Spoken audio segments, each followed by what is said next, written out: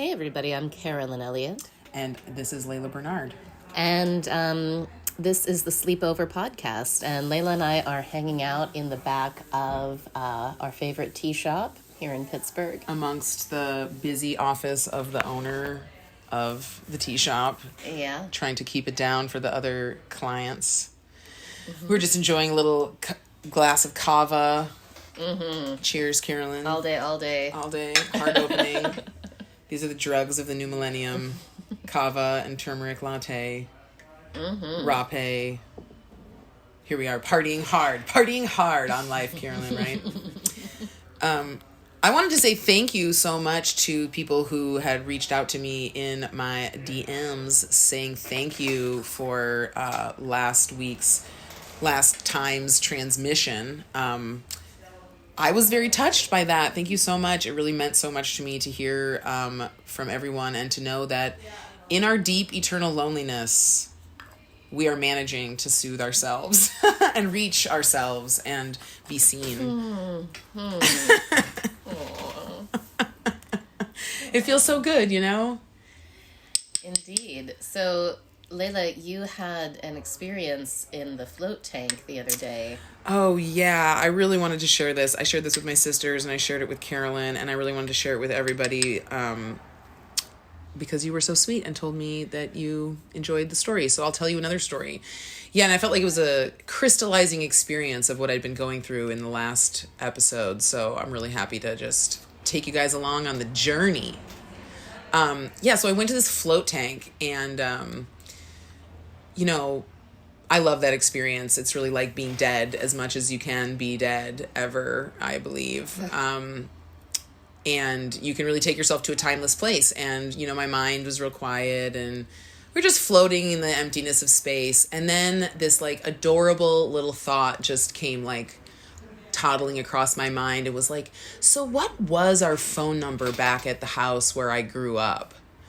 And I like felt this whole emotional response happened where I was like, oh my gosh, I don't remember my childhood phone number. And then I was like, oh, nope, it starts with a 5, I know that. And then it all came back to me and I just had the phone number. I was like, it's 563-583-4253. Yeah. And then I just started crying with just the silliness of how much I wanted to remember my phone number and how like proud I was. Like I felt my little pride at like, look, I found it. I fished it out of the garbage and it's not gone. And I started laughing and crying with God at like, oh my God, you sweet, beautiful, sad, small little creature with your little phone number. And I heard God laughing and crying at me, and my little mind was like, well, God,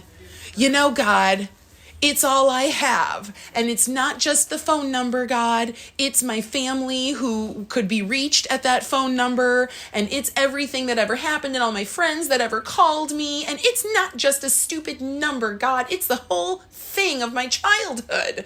And I just really felt my defensive need to protect my love of my phone number.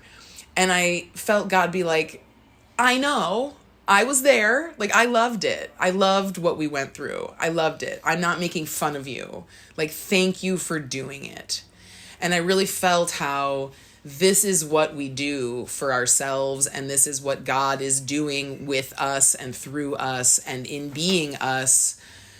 God is vastly alone, and she knows that it's a little silly and a little stupid. And even my mind knew. My mind even said to God, I know it's dumb, okay? I know that it's not real. I know that no one who lived at that number can be reached anymore. It's over and it's gone, but it happened and I will enjoy it and it's mine.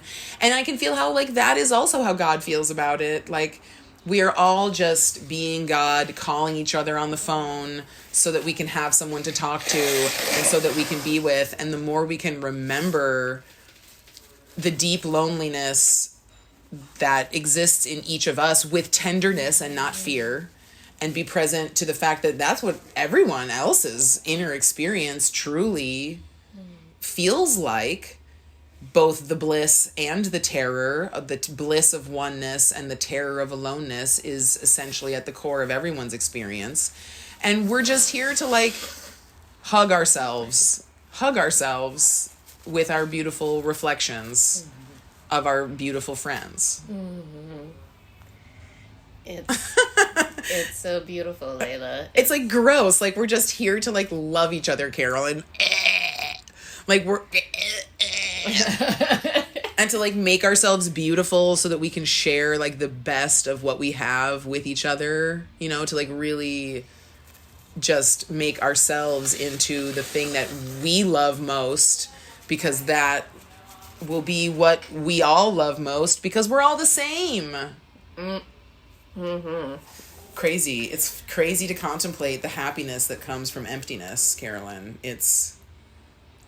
I really love that, making ourselves into ourselves, because, you know, in the 19th century, John Keats said, this world is, people say it's a vale of tears, but actually it's not a vale of tears, it's a vale of soul-making, and we learn to read experience by the horn book of our heart.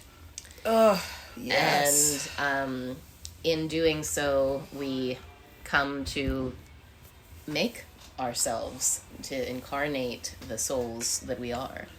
Right. And this is really like, I just did some rape, so I'm having like an emotional, beautiful experience right now. Me too. I'm blowing it out. Yeah. Into tissues. Welcome to hanging out with Laila and Carolyn. It's pretty gross. It is. There's like chewed gum on the mug. There's tears. But there's like, smeared mascara. Even and vast wisdom. Drop it, Carolyn. It makes me think about, somebody's playing the piano in the other room. It makes me think about true will, and like the idea in Thelema that do what thou wilt is the whole of the law. And that can sound kind of austere, or that can sound like there's some pressure to have like a superhuman will, or but truly what we all want is an open, connected heart. That is like the true will of everybody, and for everybody that's going to have different expressions, whether that's through art or parenting or business, teaching, all sorts of different mentorship. Facets. But it's an open and connected heart that is the true will. And you said something so funny last night while we were watching The Sopranos that's so true. We were watching The Sopranos because I realized that Tony and Carmela are really big inner parts of me that I need insight into. But and I'm loving watching The Sopranos because like everyone in that show loves each other so much, and they do the most demented things to each other. And isn't that the truth? Isn't that God's honest truth? Yeah. And you know, the gangster Polly was like saying something, and you said the difference between, we were talking about how lovable he is. And you were saying the difference between a sociopath and a sage is that a sage has an open heart. That's a credit to Charles Eisenstein, one of my greatest mentors, who, if you're listening, Charles, I'd love to have tea sometime. You have taught me so much. And that's from an essay written by Charles Eisenstein. What a beautiful man. Recently, ignominiously canceled for his thoughtful, nuanced considering of the tragedy that we're all experiencing. By some serious dum-dums, bless them. I hope they get everything they need and want in this world, and that they leave Charles alone, because what a beautiful soul. Anyways, I love that. Yeah. The difference between a sociopath and a sage is an open heart. Yeah, because truly, like, being in touch with emptiness and and knowing it's all simultaneous. There's no rules. There's literally no rules. There's no bumpers on this bowling alley. And of course, there's karma operates, so you can create very dark experiences for yourself if you choose to behave in ways that are like very demented, disrespectful. And demented. But you can also, and this is what our will really is, and what our heart really is to create beauty and to create connection and to be fun. love.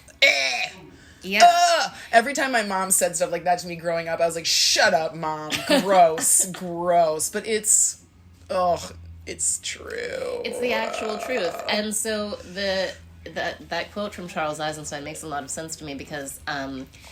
I can feel the way that when my heart is open and I'm in it, there's no way that I'm going to do something that violates another person, because it would violate my own heart.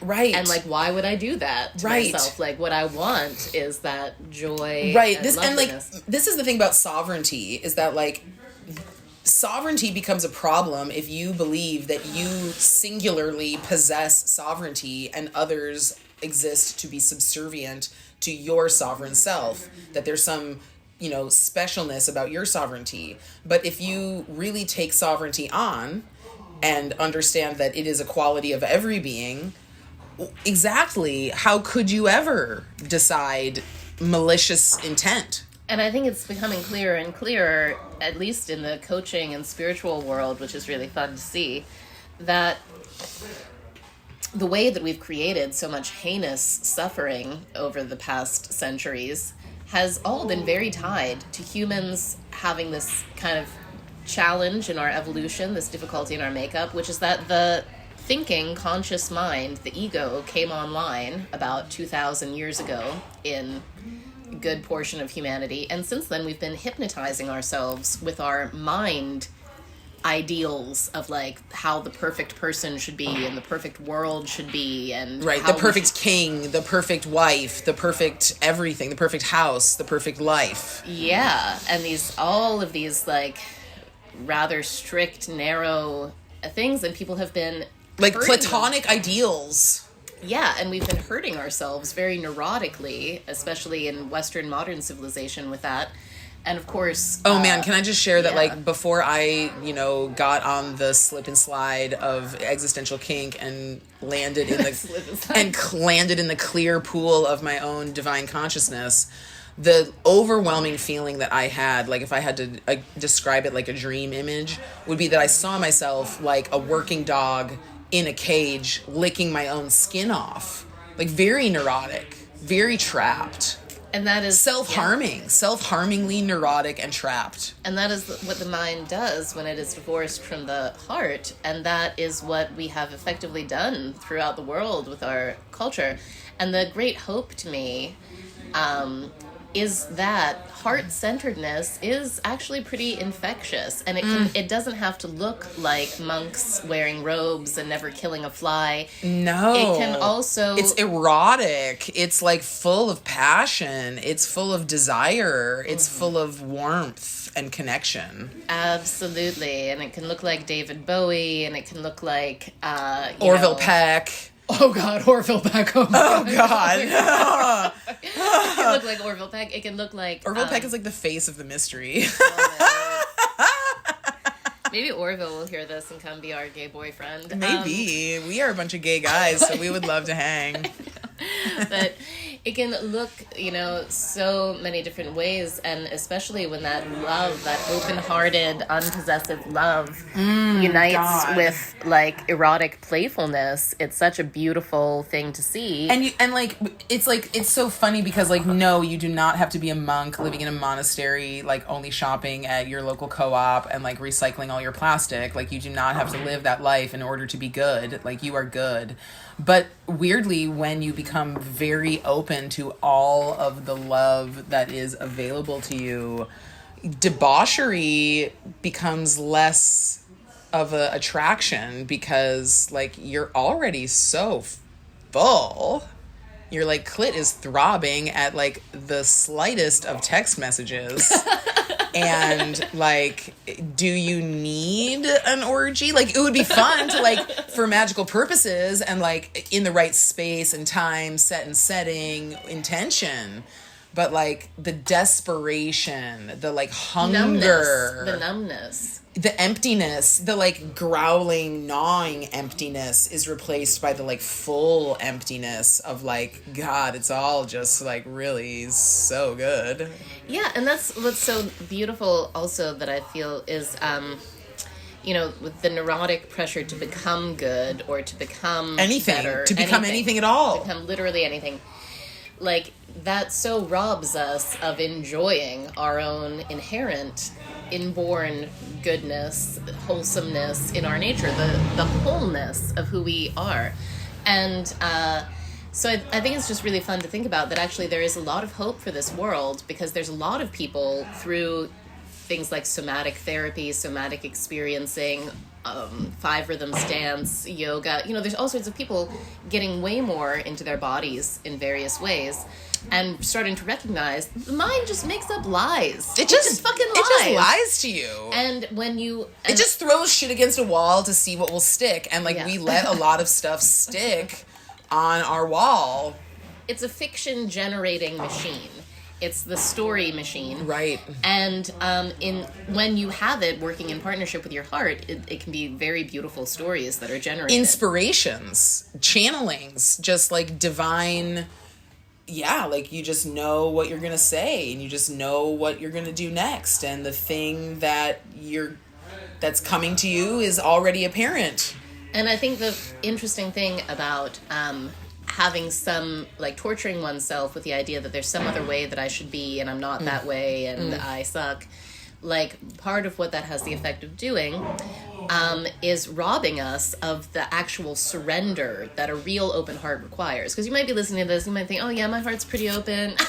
At least I always... I'm very loving and kind and generous to other people, and I always do the right thing, and I never want to hurt anyone. Right. And this is different. That's definitely part of it. That's a definitely great start. And also, the dimension of, surrendering to, this is what's actually happening now. This is who I am now. This is how the world is right now. And I surrender. I'm willing to love it and embrace it and enjoy it exactly as it is, with all of the death, with all of the uncertainty, with all of the... uncomfortable being seen in ways that I don't want to be seen. Being ways that my mind tells me I don't want to be. Actually, I'm just willing to be embarrassed. So embarrassed. So embarrassed. I'm just really willing to be humiliated by the fact that, oopsie, secretly, I'm just actually so fine and it's so good. So for all of those listening who are thinking, oh my god, Layla is so fucking cool, how can I be more like Layla? This is a great train of thought for you to explore. And one of the reasons why I love Layla so much, of the many reasons, is she really gets existential kink at a really deep level, and she is more willing to be embarrassed than anybody else I've ever met. And this abject willingness to be crushingly embarrassed, I really want to recommend it as a route to divinity, because I really see it working for Layla. And, the more that I can go with it, too, it's good. It's good stuff. Well, I have realized that humiliation is the closest thing to what people think death is. Because, of course, what we imagine death is this total taking off of all our clothes. Literally our human bodysuit is revealed as nothing but a little mountain of meat and bones. And that's very embarrassing, to be seen so small and pathetic and just inert. And our ego that creates this story of what it will see when it dies and looks at our pathetic little dead body is super embarrassed by that. Embarrassed to the point of not being able to look at it, see it, very much wants to deny it. That is what people are avoiding when they are quote unquote avoiding death, is the humiliation of seeing how much you just don't really matter. You're just gone, and then the whole thing just goes on without you. You're just left on the side of the road, and nobody can bring you. You just can't. And it's seriously embarrassing. Have you ever not been picked up for a date? Have you ever been left on the side of the road by the rest of your laughing friends who were going to go and have a party, and you were left in the gas station, and they did it to you on purpose? That's what the ego experiences death as. But honestly, it's just not that bad. You're gonna be fine. Somebody else is gonna come pick you up. You're gonna make new friends at the gas station. It's gonna be okay. You're gonna keep on going, just like you do whenever you're embarrassed about anything. It feels real bad, but doesn't it kind of feel hot a little bit though? Isn't that part of a strip tease? Isn't that part of what lingerie is? Isn't that part of all sex and flirtation is that embarrassing revealing of the truth? Which is what death really is the embarrassing revealing of the truth that you'll just keep going. It's fine. Mm-hmm.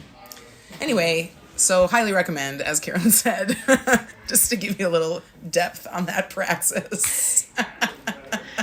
Yeah. And so this transition from the mind down into the heart, into the body and genitals, and it's phenomenal. When you were talking about like all these somatic practices that people around the world are getting into in order to like heal the body and get into the heart, I just really I was struck by remembering Richard Rudd in the Gene Keys talking about how like literally there is a trauma stored in all humans right now around the pericardium, like around the heart.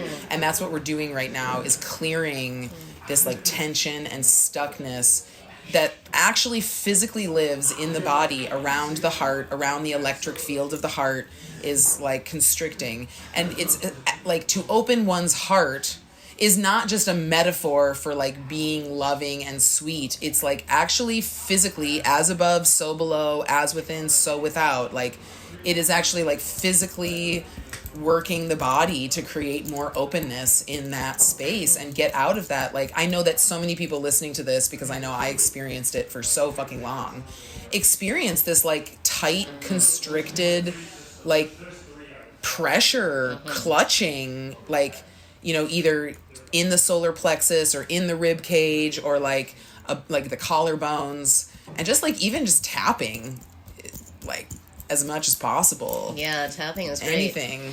Yeah. Literally the body is a gateway to the heart, because the heart is not just a metaphorical heart, it's your literal, actual beating electric heart that is transmitting its information. Mm-hmm.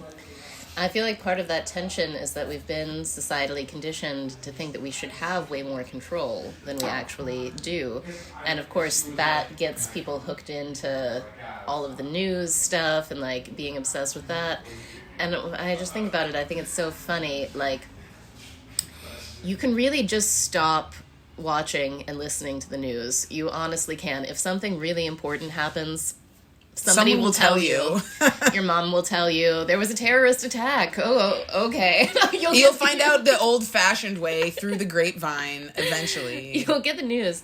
And so literally everything else that is not important enough for your loved ones to bring up to you, you really truly don't have to know. Like, honestly, you can't fix it anyways. This is like a very good rule of thumb. Like, if it's not important enough for your loved ones to bring up to you, like, do you need to know? Like, does there need to be a world that exists outside of your sphere of love? Like, that's like that beautiful compliment that Michael Smith gave to you, Carolyn, about the bubble of magic that just surrounds Carolyn. Carolyn Elliott literally lives in a bubble of magic where only beautiful, joyful, heart-connected things happen around her. And like magical experiences of synchronicity happen in the presence of Carolyn. And I think it's because, Carolyn, you have been following the rule of like, I only live around things that I love.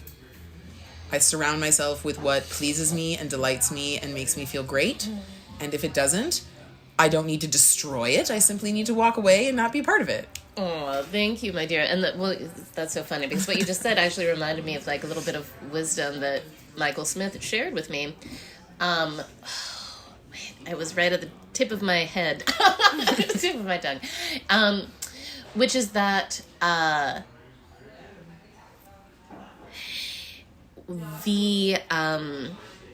what? I'm totally blanking now. Sorry, I went into a blank. Oh, she's blanking. It's okay. Leave me alone. It's all right. It's fine. It's fine. We all understand. We get it. It happens to everyone. But I love what you're talking about, which is this way that we don't have to fix every. I know. I remember what it is now. Which is, he was telling me that one time he had a very deep experience where he realized he had been trying to save the world, change the world, his whole adult life. Rescue everybody. Rescue. Had a vision for the way that things should be and was going to try to bring it about via rationality, which is really adorable. Which is just so cute. Anyways.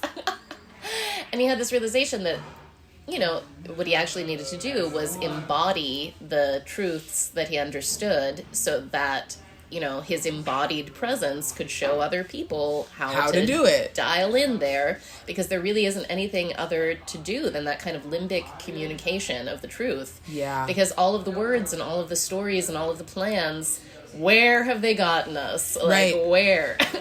And I love that, and I love thinking about that. And, of course, there's the famous Gandhi quote, be the change you want to see. And if you take that as like, I want to see calm, loving, joyful, fulfilled people who are just centered and like, making their beauty come forth in the world, doing their thing. And then you just do that, and that's the call. Yeah, that reminds me of a quote that I never remember who I should attribute it to, but I imagine that they won't mind if I quote them without naming them. That's like, the world does not need people to like rescue it. Mm-hmm. The world does not need people who are trying to save the world. The world needs people who have come alive and are doing what makes their hearts joyful. Because when our hearts are truly in joy, you're not worried about controlling other people or other people taking stuff from you, or it just doesn't occur because you're in the field of being around people and experiences that love you back. Truly. And I think what I'm about to say might be a bit scandalous to some folks. Scandal it up, Carolyn. But I spend a good amount of time thinking about sort of like kind of classic Vedic ideas about karma. And I think that there's this notion prevalent in Western media that, okay, here's people suffering on the other side of the world. Do something. Mm-hmm. Like, donate something, spread awareness by sharing memes, do something. Connect by at least feeling bad. Right. And I feel like that's so demented, and it's so insulting to the idea, like, for some reason there seems to be an unwillingness in our culture to accept the notion that people who are in very difficult, very painful, very world historical, tragic situations that we have no power over, honestly, mm-hmm. are having their own adventure. And it's all part of the unfolding experience that God is having of Godself. And what are you going to do about it anyway? Well, and what a weird thing to project onto other people, that like the way that they would want to be helped is for you to get very upset and like lose your peace. And lose your joy and stop. Do you want that for other people? Is that how you want to be loved? Do you want other people to show you how much they love you by like ceasing to have a good time and like worrying and obsessing and becoming like very neurotically sad about something that they didn't do to you? I hope that that's not what you want as love. If you do, that is a very demented form of love. It's very kinky of you. Please enjoy it as much as possible. Mm-hmm. For the rest of us. Exactly. So basically, like, samsara keeps being samsara, and that's relentless to me because, people talk about what an apocalyptic time we're in, and I agree. So, yeah. And also, it's like we're all dying every moment.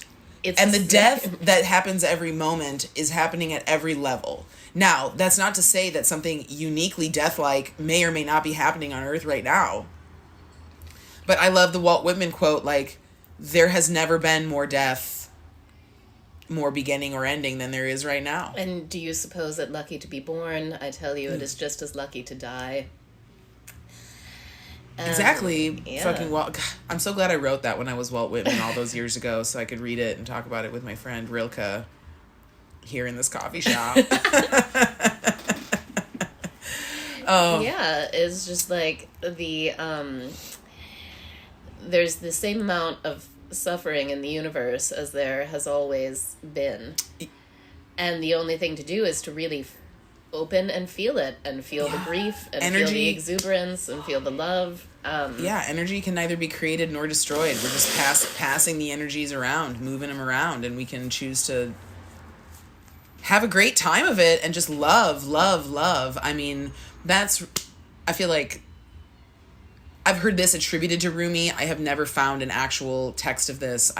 Anyway, this idea that like we struggle so much with this thing that we're talking about right now, Carolyn. Like, how do we let go and allow others to suffer without suffering with them? But first of all, like, why do we imagine that they suffer? They might be divine Buddhas who are simply enjoying everything. We don't know.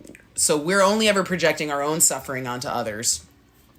And so we struggle when we suffer with this idea that, like, well, if there's a God and if God made everything, then, like, what the fuck is wrong with God that God made all this evil shit in the world? And this thing that was attributed to Rumi in my presence was like, okay, it's like a baker. Does a baker love hunger? Obviously not. They make bread. But would the baker choose to have hunger abolished forever? No, because then they don't get to make bread. And, like, this is exactly what God wants us to understand about pain and love, is that, like, yes, there will be pain because I want to love. And if, like, that's really the game that we're all playing down here in samsara. And if we wake up to that, then we can experience pain as an opportunity to receive love, as opposed to an occasion to suffer and feel like it should never happen, even though we can all see that it obviously will continue to happen. Absolutely. I feel like what more there is there to say, Carolyn? I feel like we could chat with our friends forever. I think we covered this one. All right. Well, thank you, everybody, for tuning in. Have a blessed day. A blessed day, and just, keep grossly, vomitously, disgustingly trying to love yourself and each other. All right. Be excellent to one another. That's the gist. Be excellent to one another. Bye, everybody.